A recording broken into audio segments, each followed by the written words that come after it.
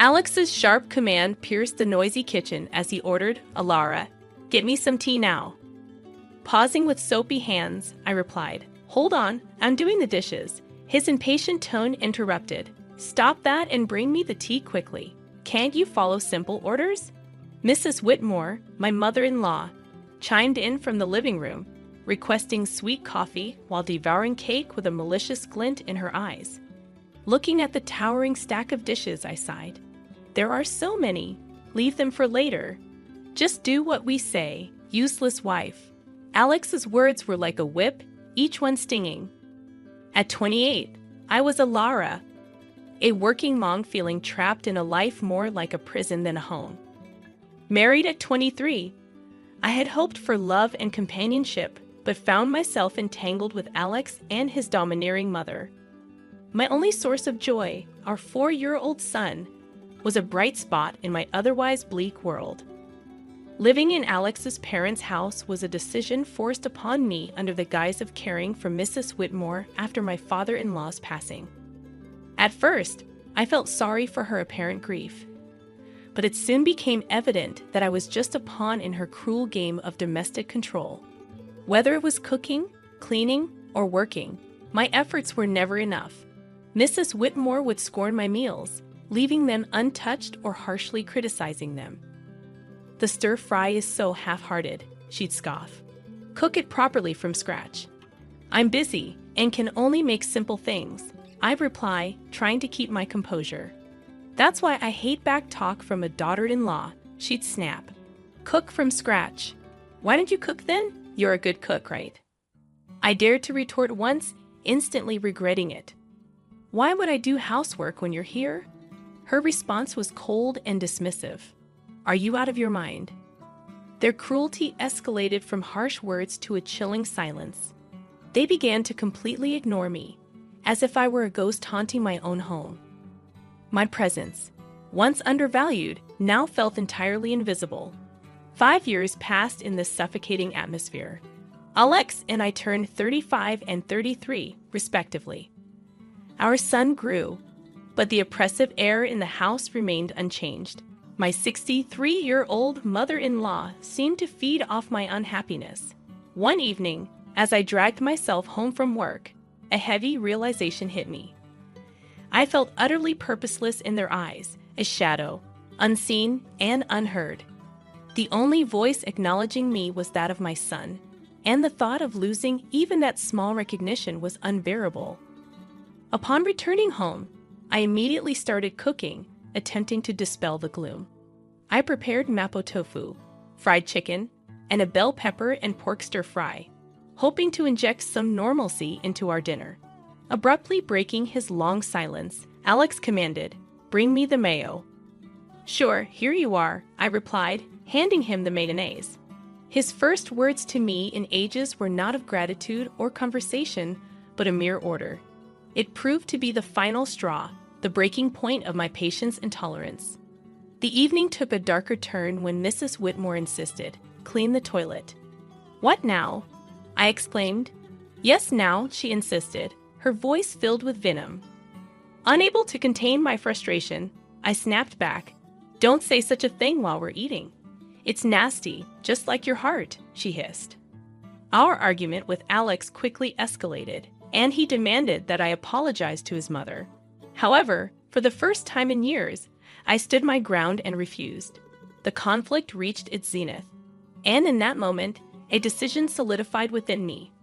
I realized I needed to escape this toxic environment, not just for my sake, but for the well-being of my son. Retreating to my room, my determination strengthened.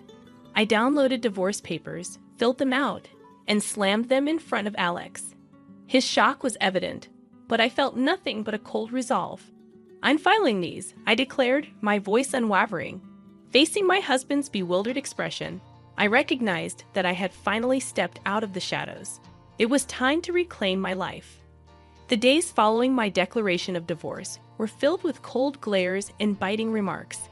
However, amidst this storm, I discovered an unfamiliar sense of liberation. One evening, as I served dinner, Mrs. Whitmore disdainfully looked at the meal. "You call this food? Even a child cooks better, she remarked. I bit my tongue, focusing on my son's smiling face. Eat up, sweetheart.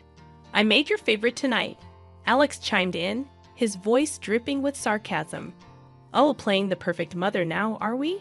What a joke. Despite the anger simmering within me, I maintained my composure. I'm just trying to make a nice dinner for our son, I calmly replied. Mrs. Whitmore scoffed. Don't act high and mighty. You're just a burden in this house. The tension at the table thickened, and Alex's attempts to belittle me only intensified. So, Alara, have you thought about how you'll survive after the divorce? You can barely keep a house, let alone your own life, Alex challenged. I looked him squarely in the eye.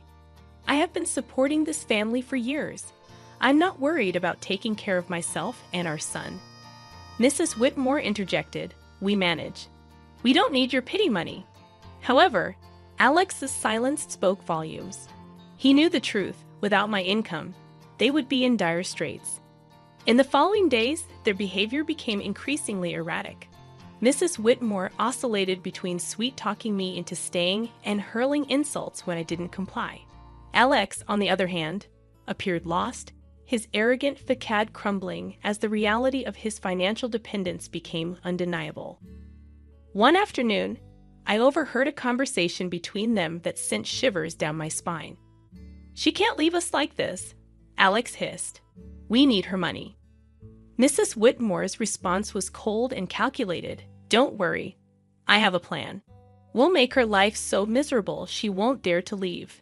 Hearing their true intentions laid bare was a revelation. They didn't care about me or even our son.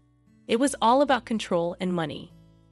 That night, as I lay in bed, a plan started to take shape in my mind. If they wanted a battle, I would give them one. However, it wouldn't be fought with words or petty arguments. I intended to hit them where it hurt the most, their pride and their wallets. The next morning, I began putting my plan into action. I reached out to a lawyer, a sharp and no-nonsense woman who came highly recommended. I want a divorce, and I want to ensure they don't get a penny more than they deserve, I stated firmly. She nodded, her eyes gleaming with determination. We'll make sure of that. You've been the sole breadwinner, right? We'll use that. As the days went by, my determination only strengthened. I began documenting everything, the insults, the financial manipulation, even the smallest grievances. It was time to flip the script and make them face the consequences of their actions. Building my case, a newfound sense of empowerment filled me. For the first time in years, I felt like I was in control of my own destiny. The shadows of contempt were slowly lifting, and in their place, a new dawn was emerging. As the divorce proceedings kicked off, the atmosphere in the house became increasingly toxic. Yet with each passing day, my fear diminished, replaced by unwavering resolve. One evening, Mrs. Whitmore attempted a different approach. Alara, dear, why don't we forget all this nasty business? You know we're family. Her words oozed insincerity. I met her gaze without flinching. Family doesn't treat each other the way you've treated me, I responded. Alex, quietly observing, scoffed. Oh, playing the victim now? You're not as innocent as you pretend to be. Despite a surge of anger, I kept my voice calm. I'm not playing anything, Alex. I'm just no longer willing to be your scapegoat. The conversation shifted, as it often did, to finances. You think you can just take our son and leave? How will you support him? Alex challenged. I smiled, a small, confident curve of my lips. I've been supporting this family for years. I think I can manage. Mrs. Whitmore's expression twisted into a sneer. You're nothing without us. You'll come crawling back. But their words no longer held power over me. I grasped my self-worth and embraced the truth. The following day, I met with my lawyer once more. She outlined the strategy clearly, exposed their financial dependency on you. It will be pivotal in the custody battle and asset division. I nodded, feeling a sense of validation. The law was on my side, and I was prepared to fight back. At home, the tension reached its zenith. Mrs. Whitmore's attempts to undermine me grew more desperate. You think you're so smart, she spat one evening.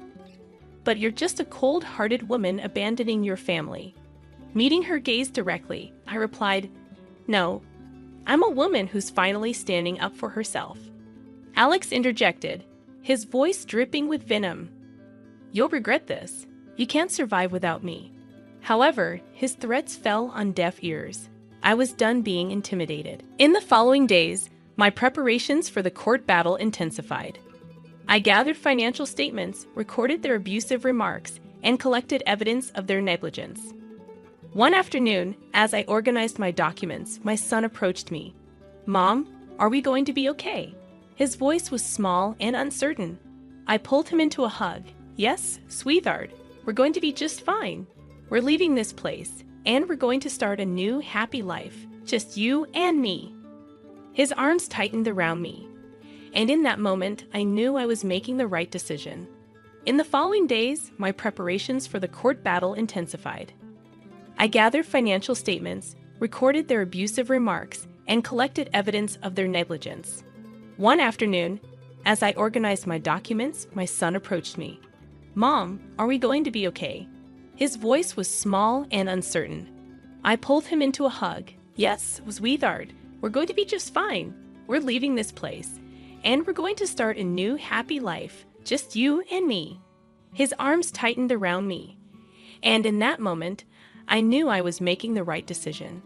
The day of the court hearing drew near, carrying with it a sense of imminent freedom.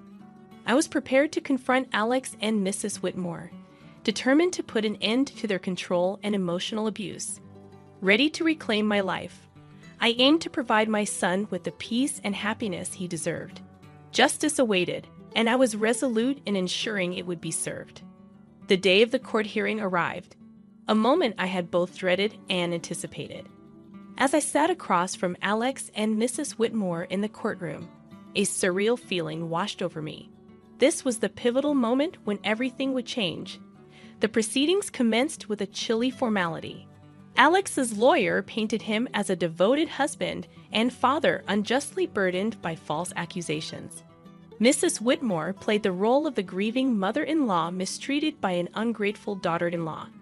However, their performance was transparent, their lies fragile.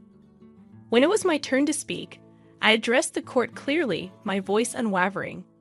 "I have been the sole provider for this family for years. My husband's employment and his mother's manipulation have consistently strained our household." Alex interjected, feigning hurt in his voice. "Alara, how can you say these things? I've always supported you." Turning to him, I maintained an unyielding gaze. "Support entails more than just words, Alex. It's about actions, and your actions have shown nothing but selfishness and cruelty."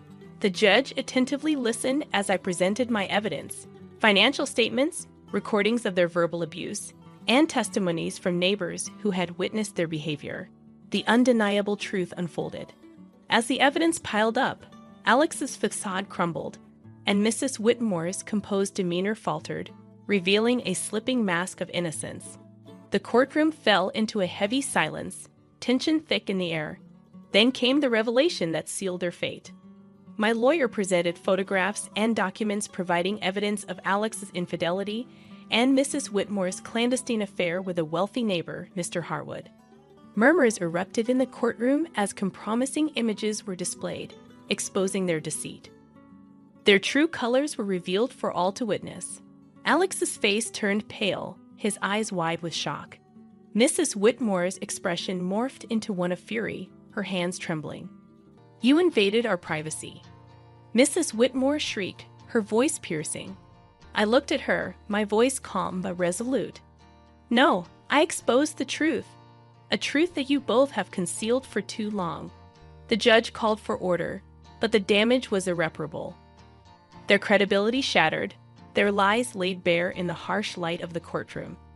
As the hearing concluded, the judge's decision was crystal clear.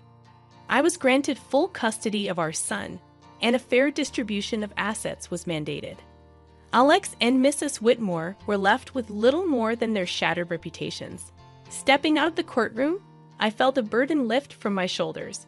The years of manipulation and emotional abuse were finally behind me. I had confronted my oppressors and emerged triumphant. Yet, the most gratifying moment arrived when my son rushed into my arms outside the courthouse, his face beaming with relief and happiness. "We did it, Mom!" he exclaimed, his voice resonating with joy. "Yes, we did," I replied, holding him close. "We're free now. This marks the beginning for us." As we walked away hand in hand, I recognized that this triumph wasn't just for me. It was a victory for every individual who had ever felt belittled, powerless, or undeserving. It stood for truth and justice. A new chapter unfolding, filled with hope and the promise of a brighter future. The aftermath of the court ruling was swift and chaotic. News of Alex and Mrs. Whitmore's deceit swiftly circulated, staining their reputations in our tight-knit community. They could no longer shield themselves behind a facade of respectability. In the days following the verdict, I dedicated my efforts to rebuilding my life with my son. Yet, I couldn't deny the satisfaction that came from knowing Alex and Mrs. Whitmore were facing the consequences of their actions. One evening, as I was preparing dinner, an unexpected visitor arrived.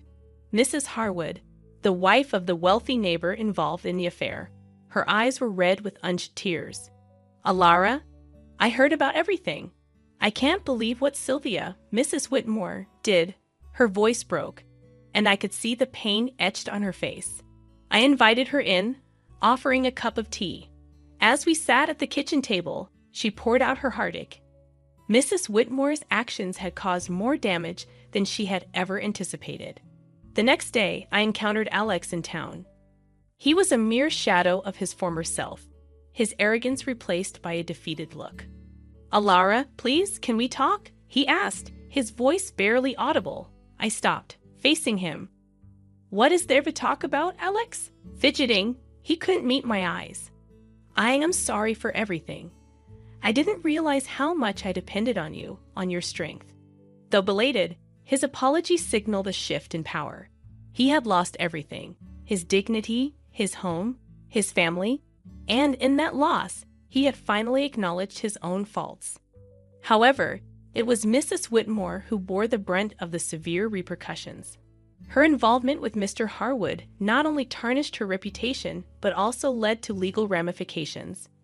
Mrs. Harwood initiated divorce proceedings and pursued a lawsuit against her for alienation of affection. Through whispers and rumors from neighbors, I learned about Mrs. Whitmore's plight, a narrative depicting a woman undone by her own choices. She had become an outcast, rejected by those she had once considered friends. One afternoon, I spotted her at the grocery store, her eyes lowered as she hurried through the aisles. Our paths intersected, and for a moment, our eyes locked. The unmistakable look of resentment and defeat lingered in her gaze. "You did this to me," she hissed under her breath as she passed by. Observing her departure, I felt a blend of pity and vindication. "No, Sylvia, you did this to yourself," I whispered to myself. The wheels of justice had turned, and the repercussions of their actions were now inescapable.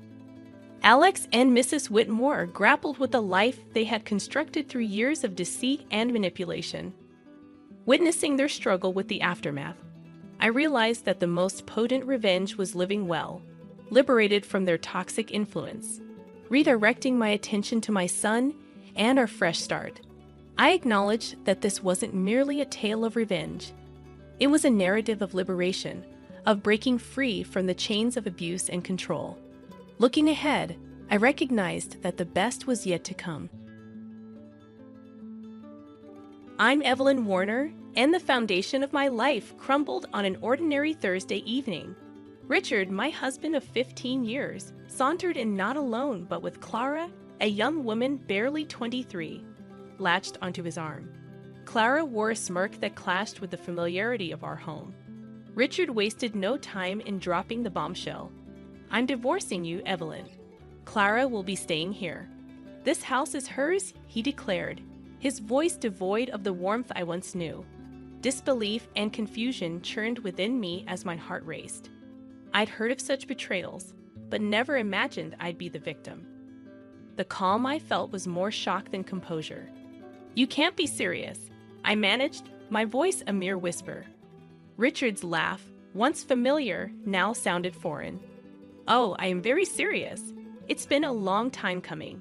You just never saw it," he taunted, with Clara echoing his arrogance. The scene felt surreal, like a nightmare. Yet the chill in Richard's eyes was all too real. The man I'd shared my life with, the father of our child, had become a stranger. "So this is it. You're discarding our marriage, our family, for her?" I questioned, bitterness tainting my words. "Don't be dramatic, Evelyn. Clara understands me, unlike you," Richard retorted, each word a knife to my heart. Amidst the pain, clarity emerged. Richard revealed his true colors, and they were ugly. "You're willing to throw everything away for a fling?" I challenged, my voice steady now. "It's more than that. Clara is my future, and you're just the past," Richard dismissed, his words cutting deep. I glanced at Clara, young enough to be our daughter, caught in what she believed was love.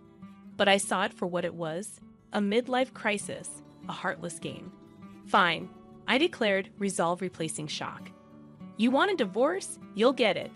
But remember, Richard, this house is as much mine as yours. I won't go down without a fight." As they walked away, disgust rippled through me, not just at their betrayal, but at my own blindness. This wasn't the end. It was the start of my battle, for dignity, for my child, for what was rightfully mine. In the days that followed, emotions engulfed me. Memories of our life together, now tainted by Richard's betrayal, consumed my thoughts. I couldn't eat, couldn't sleep, haunted by visions of him and Clara, their laughter a cruel echo. But amidst the turmoil, a plan took shape. I refused to let Richard walk away unscathed. This wasn't merely about a house or a marriage. It was about justice. I was determined to make him rue the day he thought he could discard me like yesterday's newspaper. I sought out the most formidable divorce lawyer in town, someone renowned for their ruthless efficiency. As I recounted my situation, Miss Johnson, the lawyer, listened intently, her eyes sharpening with each detail. "Richard thinks he can just replace you and walk away with everything. Not on my watch," she declared, her tone dripping with determination. Together, we delved into the legalities, and it soon became apparent that Richard had underestimated me. The house, which he arrogantly promised to Clara, was partly mine by law.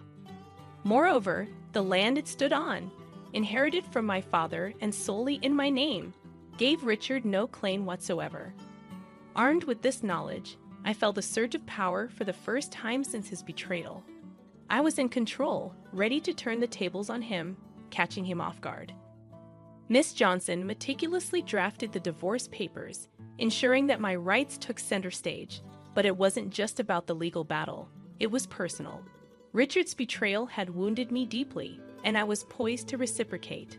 I relished the thought of seeing the shock on his face when he realized the house he intended to bestow upon his mistress was not his to give. This was only the beginning. I intended to strike Richard where it hurt the most, his ego, his pride, his very essence. Nothing was off limits. He may have initiated this war, but I was resolute in finishing it. As I signed the divorce papers, a sense of vindication washed over me, propelling me forward with unwavering determination. A whirlwind of emotions swept through me. A blend of sadness and determination. The life I once knew had ended. But a new chapter beckoned, one where I held the pen, and Richard was merely a cautionary tale in my narrative. Filing the divorce papers marked a pivotal moment. With a heart racing with both fear and exhilaration, I submitted the documents, acknowledging the point of no return. Emerging from the courthouse, a weight lifted from my shoulders. No longer a pawn in Richard's cruel game, I now stood as the protagonist in my pursuit of justice. Meeting with Miss Johnson later, we strategized our next steps in her office, sunlight casting long shadows across the floor. "Richard's going to fight dirty, Evelyn. You need to be prepared," Miss Johnson cautioned, her eyes grave with concern. "I know," I replied, steeling myself. "But there's something he doesn't know about the land this house sits on. It's mine, inherited from my father." Miss Johnson's eyes sparked with recognition. "That changes everything. He can't claim the house without the land." We can serve him an eviction notice. The prospect of Richard and Clara facing eviction from the home they thought was theirs brought a bitter sense of satisfaction. It was more than a legal maneuver. It was a declaration of my refusal to be discarded and forgotten. "Let's do it," I asserted firmly. The day the eviction notice was delivered, I envisioned the shock and fury on Richard's face. It was just the beginning of his comeuppance. For every tear shed, for every sleepless night endured, he would pay. But the battle was far from over. Fueled by his ego, Richard wouldn't surrender without a fight. His enraged voice pierced through the phone as he called me, demanding answers. "Evelyn, what the hell do you think you're doing with this eviction notice?" "He's just reclaiming what's mine, Richard. You should have thought twice before deciding to give away something that wasn't yours," I replied, my voice calm but resolute. "This is ridiculous. You're doing this to get back at me, aren't you?" he accused. "It's not about revenge, Richard. It's about justice. You can't just take what you want without consequences," I countered. Richard fell silent for a moment, and I could almost hear the gears turning in his head. He had underestimated me, assuming I would quietly retreat. But I was fighting back, and I wasn't going to stop until I got what was rightfully mine. "This isn't over, Evelyn. I'll fight this," he finally said. "Go ahead," I responded. "But remember, the law is on my side, and I'm not backing down." After hanging up, I felt a surge of power. For too long, I had let Richard dictate our lives. Now, the tables were turned, and I was in control. I would not relent until justice was served. In the weeks that followed, it became a chess game of legal maneuvers and emotional confrontations. Richard, caught off guard by the eviction notice, launched into desperate attempts to sway the situation in his favor. But with each move, he only dug himself deeper into the web of his own making. One evening, as I sat in my living room, the phone rang. The caller ID flashed Richard's name, and I braced myself for another round of pleading and anger. "Evelyn, you can't do this to me, to us." Richard's voice came through, tinged with frustration. "Us? There's no us anymore, Richard. You made sure of that," I replied, my voice steady. "This is madness. You're going to leave me homeless over some petty revenge," he argued. "Petty? You call destroying our family petty?" I shot back. "This isn't about revenge, Richard. It's about consequences. Your actions have them, and now you're facing them." Richard's voice turned softer, almost pleading. "Evelyn, please, let's talk about this. We can sort it out for old time's sake." I almost laughed. Old time's sake? As if our years together were mere tokens to be traded in times of trouble. "There's nothing left to sort out, Richard. You made your choices. Now you live with them." He was silent for a moment, and I could sense his desperation mounting. "You're enjoying this, aren't you? Seeing me suffer." "It's not about enjoyment, Richard. It's about justice. You need to understand that every action has a consequence, and this," I paused, "this is yours." I hummed out before he could respond. My heart was racing, but there was a sense of empowerment in standing my ground. For too long, I had allowed Richard to dictate the terms of our life, but now the scales had tipped. I wasn't the passive wife he could easily discard. In the days that followed, the reality of his situation seemed to dawn on Richard. His calls became less frequent, his voice less assured. The man who once held all the power in our relationship was now scrambling to salvage what little remained from the ruins he had created. Clara's presence lingered in the background of this drama, a constant reminder of the catalyst for all of this. Yet, I knew her part in Richard's story was coming to an end. She was just another pawn in his game, and soon she would realize it too. As I lay awake at night, the silence of the house contrasted starkly with the chaos of my thoughts. Amidst the turmoil, there was a growing sense of clarity. I was doing the right thing, not just for myself, but for our child. In this battle of wills, I wasn't just fighting for my rights. I was fighting for our future. As the legal battle intensified, Richard's veneer of control began to crack. The house he had intended to give Clara was slipping through his fingers, along with his imagined future. His desperation became more evident with each passing day. One afternoon, as I reviewed documents from Miss Johnson, my phone buzzed with a message from Richard. It was an invitation, or rather a plea, for a meeting. Against my better judgment, I agreed. It was time to face him, not as his wife, but as the architect of his downfall. We met at a quiet cafe, a neutral ground amidst our war. Richard looked haggard, the strain of the situation etching deep lines on his face. As he saw me, his expression shifted from relief to something darker. "Evelyn, thank you for coming. We need to sort this out," he started, his voice shaky. "Sort this out? You mean find a way for you to weasel out of the consequences?" I replied coldly. He leaned forward, his eyes searching mine. "I know I've made mistakes, but this is too much. You're taking everything from me. Everything." "No, Richard. You took everything the moment you betrayed us," I asserted firmly, my resolve unyielding. "I'm taking back what's mine. You made your choice when you decided to betray our family. Now, I'm making mine," I said firmly. Richard's frustration boiled over. "You're heartless. Do you enjoy seeing me like this, struggling, begging?" I met his gaze unflinching. "Heartless? You dare call me heartless after what you've done? This isn't about enjoyment, Richard. It's about justice. You can beg all you want, but it changes nothing." He slumped back in his chair, defeated. "So what? You're going to leave me homeless, ruin me? If that's what it takes for you to understand the gravity of your actions, then yes," I said. "You thought you could discard me without any repercussions. You were wrong." Richard looked away, the reality of his situation finally dawning on him. "What about Clara?" he asked, almost as an afterthought. "Clara? She's your concern, not mine. Though I doubt she'll stick around once she realizes there's nothing left for her here," I replied as I stood up to leave.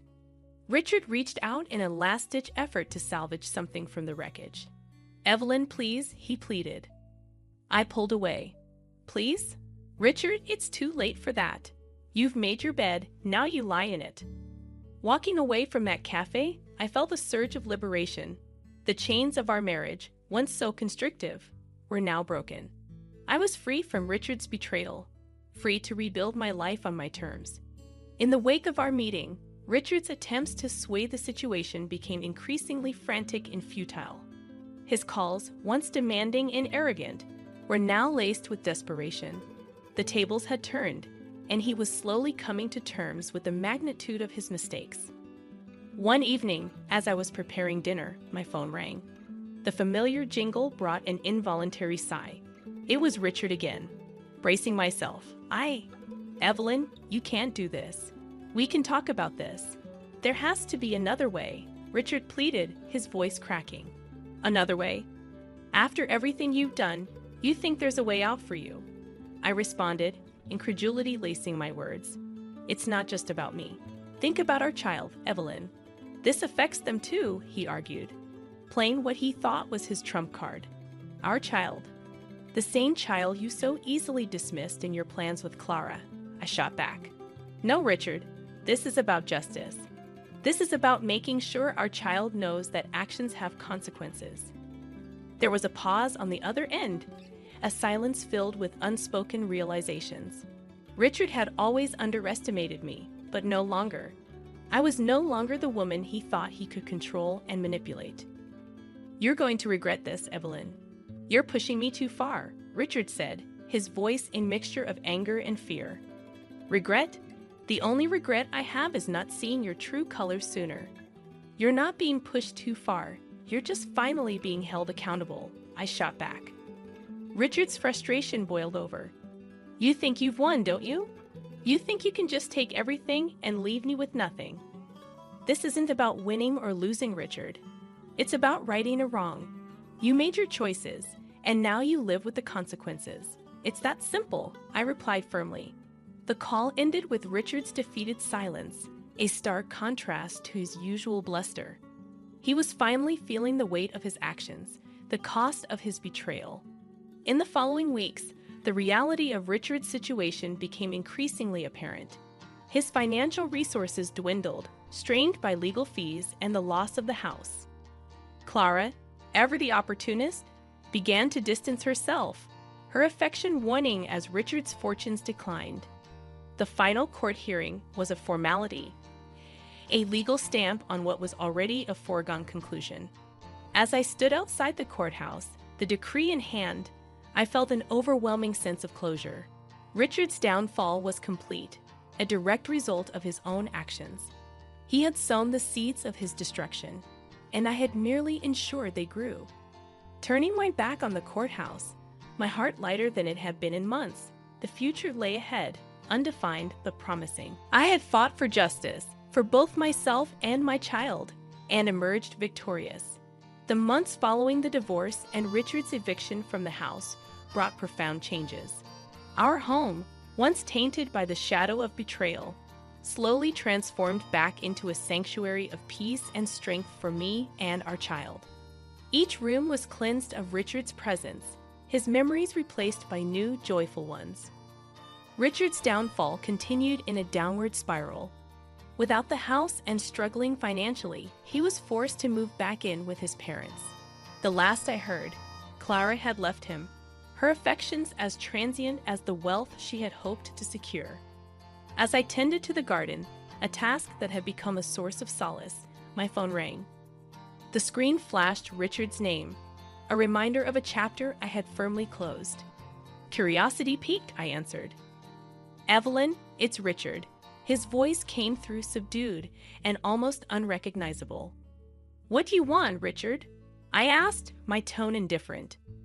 I wanted to apologize for everything, he said, the words seemingly difficult for him to utter. Apologies don't change the past, Richard. They don't undo the hurt, I replied calmly. I know, he admitted. I've lost everything, Evelyn. Clara's gone. I'm living with my parents. I've hit rock bottom. That was your doing, Richard. You made those choices, I stated plainly. There was a heavy sigh on the other end. I know. I thought you should know. I regret it, Evelyn. I regret it all. His words laden with remorse. His apology didn't bring me the satisfaction I had once thought it would. Instead, there was a sense of finality, a closing of a chapter that had caused so much pain. Your regret is your own to live with, Richard. I've moved on. I suggest you do the same, I said, ready to end the conversation. Evelyn, he started but trailed off. There's nothing more to say, Richard. Goodbye, I said, and hung up. As I put my phone away and turned back to my garden, a sense of peace washed over me. The past was behind me, and ahead was a life filled with possibilities, a life of my own making. The garden bloomed around me, a testament to new beginnings and growth.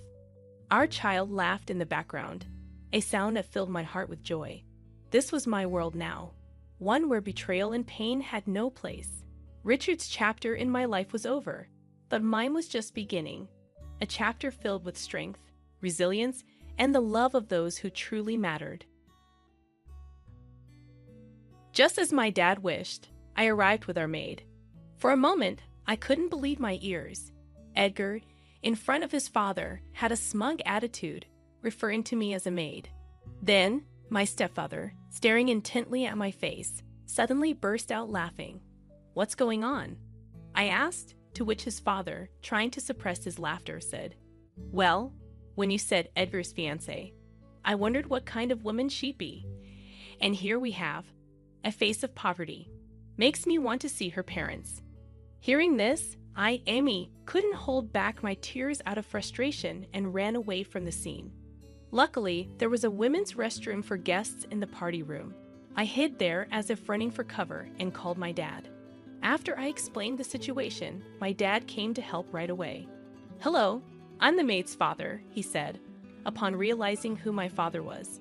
His father and Edgar started to panic, and then they ended up facing retribution from my father and another helper who showed up later. My name is Amy, and I work as a salesperson in a department store. At 40, I'm still single, but I am currently seeing someone. His name is Edgar, 5 years my junior at 35. Edgar is the son of the owner of a music store located within the department store where I work. Dating the boss's son can attract unwanted attention. That's why I've kept my relationship with Edgar a secret at work to avoid awkward social situations. We mainly communicate through messages, and I always look forward to checking my phone for messages from Edgar during breaks. Today, I checked my phone to find a message from him suggesting we go out on our day off. Our relationship was still fresh, and spending time together felt new and exciting. Edgar's family owning a music store had a piano worth $2 million. Edgar has been playing the piano since he was a child. I want you to see our family's piano. Then I'll play something for you, he said. That sounds lovely. I'd love to hear you play, I replied. Edgar is a genuinely well-mannered and calm person, and I really enjoy spending time with him. Considering our ages, of course, marriage is on the table. So when Edgar messaged me about going on a date, however, I had to decline that day because my mom was coming over from home. I'm sorry, but I have to stay home because my mom is visiting that day, I explained. Then, 10 minutes later, Edgar replied, "Your mom is coming over? I'd like to meet her if possible." After thinking it over for a bit, since we were considering marriage, meeting the parents seemed like a good step, so I quickly agreed. That sounds like a plan. I was thinking of introducing you to her eventually. I'll pick you up in the morning then. Really? That's great. I'm looking forward to it. Edgar replied, happy about the chance to meet my mom. However, introducing Edgar to my mom somehow began to cast a shadow over our relationship. And on the day I was to introduce Edgar to my mom, I went to the nearest station early in the morning to pick him up. Since my mom came by car, there was no space for Edgar to park if he drove. Besides, if we got along well, we thought we might as well have a drink together, so Edgar took the train.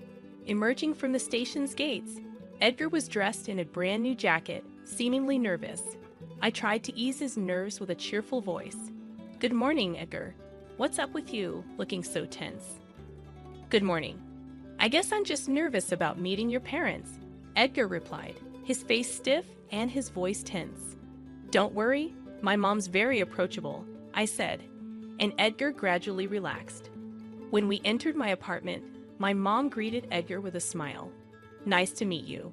I'm dating Amy. My name is Edgar West." As soon as Edgar introduced himself, the smile disappeared from my mom's face. I realized I had only told my mom Edgar's first name. But why did my mom react strangely to Edgar's last name? "Mom, what's wrong?" I asked. "Oh, nothing. Nice to meet you, Edgar. I'm Amy's mother." "Thank you for always being there for Amy," my mom greeted him with a forced smile. Even after inviting Edgar to the living room, there was a tense atmosphere. My mom, with her back turned, asked Edgar, "What do you do for a living?" "I help run my dad's company. We manage 5 music stores in this area. The music store in Amy's department store is one of them," Edgar confidently replied. It seemed like Edgar was finally back to his usual self.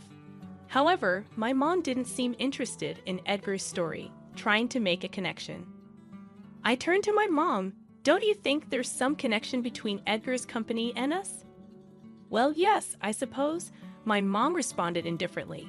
Edgar, probably due to his nerves, didn't notice my mom's cold attitude.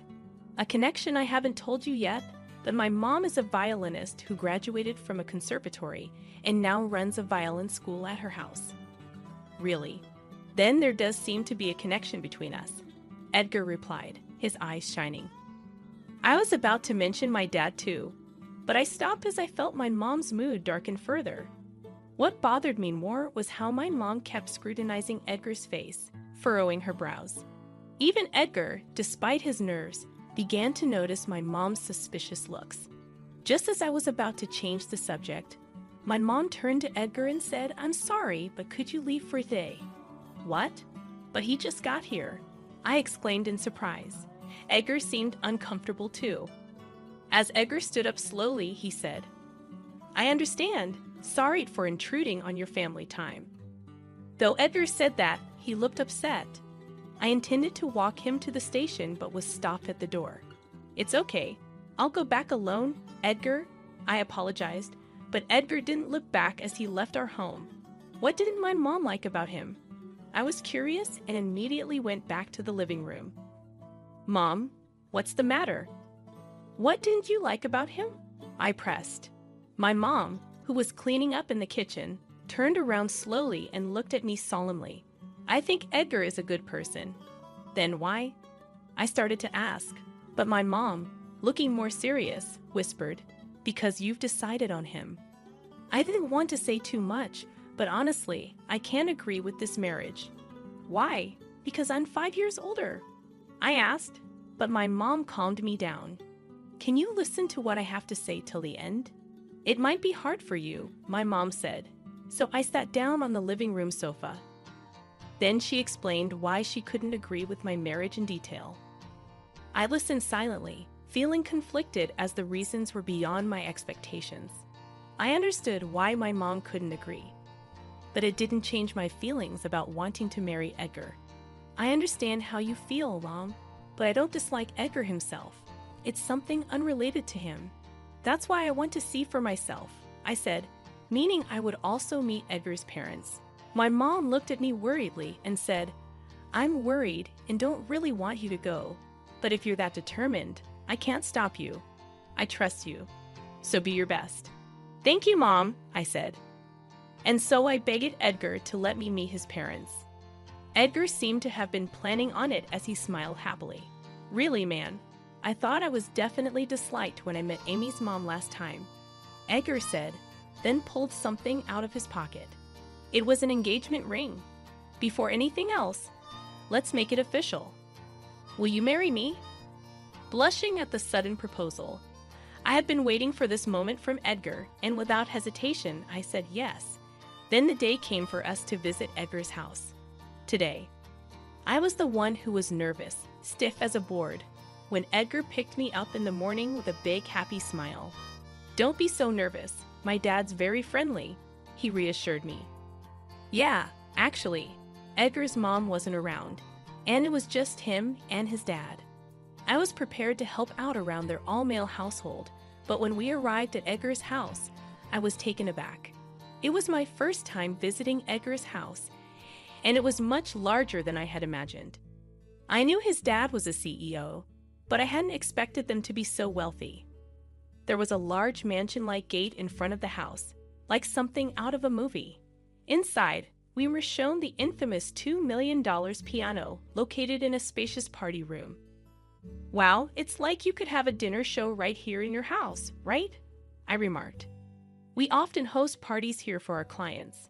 Actually, we're planning to have a party tomorrow with a famous pianist, Edgar said excitingly. I was startled by Edgar's story, and just as I asked about it, a man in his early 60s, looking every bit the wealthy individual, appeared before me. Welcome, I'm Edgar's father. Nice to meet you, I said to my father-in-law. Then, Edgar, more excited than I've ever seen him, said, Amy, don't be so formal. He seemed to be trying to ease my tension, but it felt off somehow, different than usual. Suddenly, Edgar, in front of his father, said something unbelievable. Just like Dad wanted. I brought our maid with us, huh? I couldn't believe my ears. Edgar, who had always shown me respect for being older, was now arrogantly calling me a maid in front of his father. This is great. Our household has been all male for so long. Having a maid would really help. His father joined in. My father-in-law was staring intently at my face, then suddenly burst out laughing. What's going on? I asked. Well, it's just when you said Edgar's fiancée. I wondered what kind of woman she'd be, and here we have a face of poverty. Makes me want to see your parents, he said, trying to suppress his laughter. This joke was too much. I looked at Edgar for help, but he was just smirking. Come on, Dad, it's not about the face. Besides, if she's a maid, we'd want someone older who can work hard, right? Oh, and Amy's mom was beautiful, so maybe she takes after her dad, Edgar quipped. What's that supposed to mean, Edgar? Are you mocking me too? I was in a panic, shocked by this unexpected turn. The kind Edgar I knew. It was hard to believe he could change so much at home. As I glared at Edgar with a frustrated expression, his father asked me, Oh, your mother is beautiful. That'll be interesting to meet. By the way, What does Amy's father do? Actually, I haven't asked that yet. Both father and son looked down on me. I didn't want to share anything about my dad with these people. My dad? Well, he's always busy traveling around for work. Edgar retorted with a smirk. Oh, so your mom teaches some instrument, and your dad's out earning money everywhere. Sounds like they're always busy with no rest. So, if they're that busy, they must be struggling, his father concluded. Finally, this father and son were looking down not just on me, but on my whole family. Frustrated to tears, I ran away from the room. Fortunately, there was a women's restroom for guests in the party room. Hiding there, I called my dad, knowing he was nearby due to work. Hey, Dad. Hey, Amy, what's up? Calling in the middle of the day. Dad answered cheerfully, despite his job taking him all over the world. Hearing my dad's voice after so long, tears streamed down my face as Dad gently spoke through them. Sounds like something tough happened. Take your time and tell me about it. Grateful for his kindness, I recounted everything that had happened. I don't care what they say about me, but to speak so horribly about my family. I was so frustrated. I confessed. After I finished, Dad responded seriously. All right, stay there. I'm on my way over now. Really? What about your work? I asked, concerned. When it comes to my daughter's crisis, work can always wait. Don't worry, he assured me. Knowing Dad was coming made me feel a bit better. Thanks, Dad. You know how to get to the place, right? I asked. Yeah, of course, Dad said before hanging up. Wiping away my tears, I went back to where Edgar and his dad were chatting happily. Amy, you're back. Thought you might have left already, Edgar remarked. Unfortunately for you, since your father was so keen on seeing my parents, I've called mine here as you wished, I retorted. At my words, my father-in-law smirked and said, calling someone out in the middle of the day, and they can come right away. Must be a pretty free job he's got there. Like father, like daughter, huh? This is going to be fun. Edgar and his dad laughed mockingly, but their taunts didn't scare me anymore. Once they saw my dad, they'd be in for a shock. About 10 minutes later, Dad arrived. Edgar, who went to greet him at the door, came back looking astonished. Is that guy really Amy's dad? He's like a total celebrity, Edgar explained. I looked towards the entrance where my dad was waiting. Indeed, he was dressed in a fancy formal suit, probably rehearsing for tomorrow. However, my father-in-law refused to believe. Why so surprised? Edgar? It's common for fathers to try to impress when visiting their daughter's fiance's house. He must have borrowed the suit from somewhere. My father-in-law retorted. What are you talking about, Dad? He arrived in a luxury car that's hard to come by here, Edgar argued. My father-in-law's face tensed up, frowning. Then Dad appeared and greeted him. Hello, I'm the maid's father. Seeing my dad, my father-in-law dropped his wine glass in shock. You are, he stared at Dad, visibly surprised. Dad looked around the spacious house and said, Oh my, such a big house, and yet no staff. And you're having Amy, your son's fiancée, work as a maid? No, that's absolutely not the case, Dad denied, waving his hands. Oh, was the story I heard from Amy over the phone a misunderstanding? She mentioned something about being called poor-faced, resembling her father, Dad continued. My father-in-law struggled to respond, and Edgar, sensing the gravity of the situation, nervously asked, Dad, what's going on? Who is this man? Hey, watch your mouth. This gentleman is Roy Jones, the famous pianist who will perform at our important party tomorrow. My father-in-law explained. Edgar was just as shocked. Really? Hey, Amy, why didn't you tell me? Edgar exclaimed. I shook my head. That's not what I'm asking. Why didn't you tell me your dad is Roy? Well, you're always talking about yourself, Edgar. There was never a chance for me to talk about my own things, I retorted. Indeed, Edgar always managed to turn conversations back to himself. Besides, after how he mocked me earlier, I really wasn't in the mood to talk about my dad. Come on, you've been blaming others the whole time since then, Edgar snapped defensively. Then his father also snapped at me. You know, Amy, Edgar's right. Even if you are the daughter of a famous pianist, isn't it common sense to disclose your parents' occupations before coming to your fiance's house? Thinking about it, maybe he had a point. I was at a loss for words, not sure how to respond. That's when my dad stepped in to help. Well, that might be true, but then are you saying that if Amy wasn't my daughter, you intended to treat her as a maid, as you were suggesting? My dad wasn't backing down either. My father-in-law was left speechless by his question. Seeing his puzzled face, my dad laughed and said, "Well, regardless of intentions, it's clear as day that marrying into this house means getting all the chores dumped on you. And what do you mean by that?" After looking around the house, my dad added, "I've heard rumors that any maid who enters this house quits soon after. They say it's because the master is difficult to work with, and the son here tries to charm every young maid." Looking around, it was obvious there wasn't a single maid or servant in such a large estate. While the party room was cleaned, perhaps in preparation for tomorrow, the rest of the house was quite dirty upon closer inspection.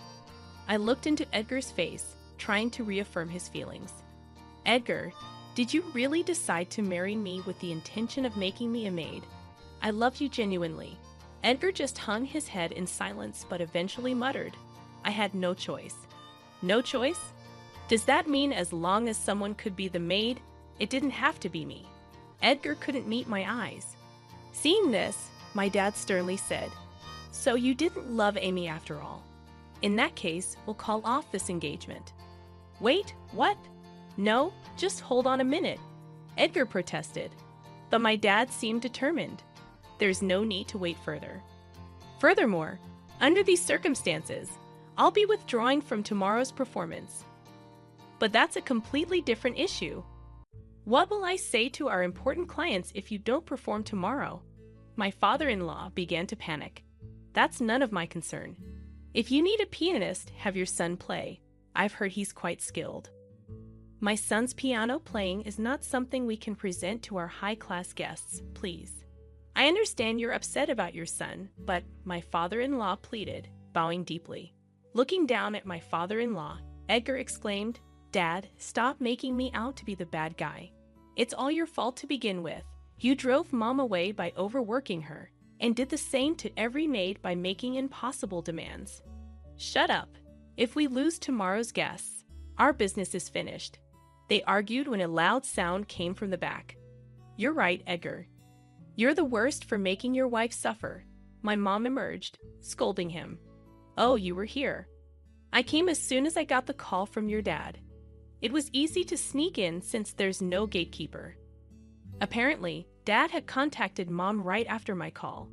Mom glared fiercely at my father-in-law, who was clearly shocked by her presence. "You are? Ah, you remember me? You overworked and tried to discard my best friend. It's been a while since I last came here to confront you." I knew him after introducing Edgar to my mom. The mother-in-law he pushed away was Mom's best friend from college.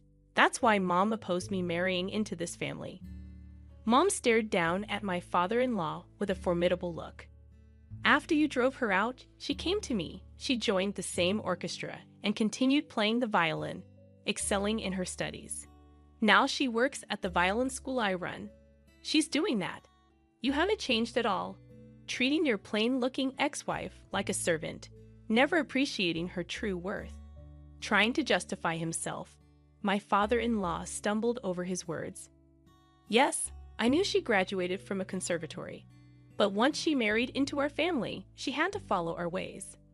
I was astounded by his lame excuse, turning a house where no servant would stay into a mess. It's no wonder any good wife would want to leave, especially when the owner of a music store, of all people, tries to waste the talent of an excellent violinist. Really, what does the family think a wife is? Just so you know, even though Amy didn't pursue a career in music, it was because she had her own solid beliefs and independence. She always chased her own potential without needing to follow the path laid out by her parents. Dad nodded deeply to Mom's statement. I was so happy to know my parents understood me, feeling lonely because my parents were always touring separately for their music. I used to throw tantrums about not wanting to be like them when I was a student. Now it feels like it was just rebellion, but my parents always believed in me and watched over me. Realizing how they felt made me burst into tears. My father-in-law had nothing to say in response to my mom's words. Next to him, Edgar started crying, kneeling down. "I've had enough. I don't need a wife. Just let her go back. It's all Dad's fault anyway, not mine, right?" Edgar seemed eager to end the conversation, but my father-in-law wasn't ready to give up. "Edgar, what are you talking about now? If you and Amy's marriage falls through, tomorrow's reception will be ruined. Instead of worrying about that, why don't you ask him to play the piano tomorrow?" Dad looked exasperated at my father-in-law, still focused only on protecting his company. "Even now, you're still only thinking about your own gains. I was considering performing tomorrow if I saw any sign of remorse from you. But now I firmly refuse." "What? No way." My father-in-law was visibly disappointed by his own grave mistake. Mom then added insult to injury. "You haven't even paid alimony to your ex-wife yet, have you?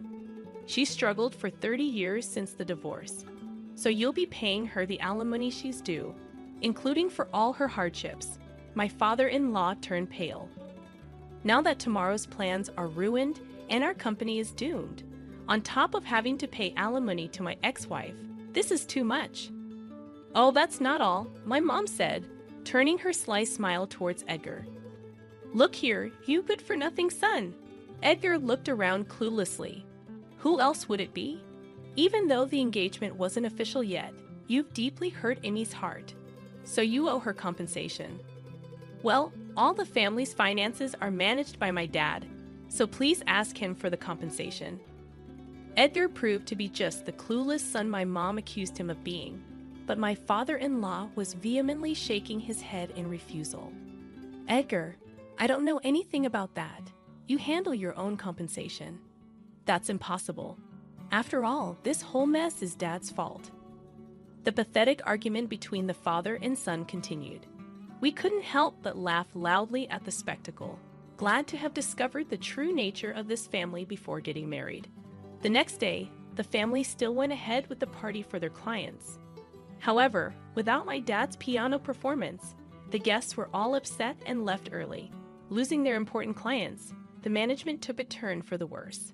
The father's reputation had been bad even before, and the company had been barely surviving thanks to the support of these clients. Losing its main pillar, bankruptcy became inevitable.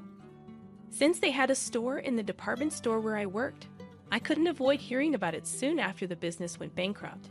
But our dealings didn't end there. Edgar and his father refused to pay the compensation my mom and I demanded, leading us to sue them in court.